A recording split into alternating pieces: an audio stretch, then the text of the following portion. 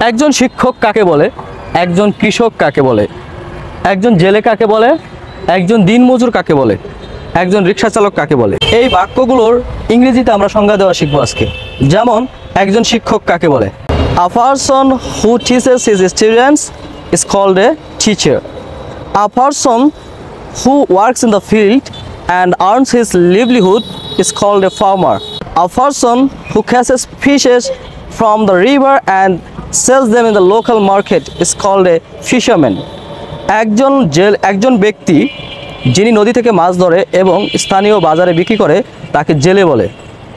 A person who pulls a rickshaw is called a rickshaw puller. একজন ব্যক্তি যিনি রিক্সা চালান তাকে রিক্সা চালক বলে।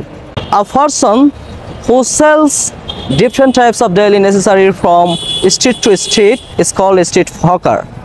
একজন ব্যক্তি যিনি রাস্তায় রাস্তায় বিভিন্ন জিনিস ফেরি করে বেচে তাকে বলা হয় একজন হকার বা ফেরিওয়ালা, street hawker. A person who begs from door to door is called a street beggar.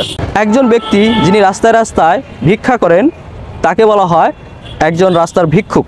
A person who begs from street to street is called a street beggar.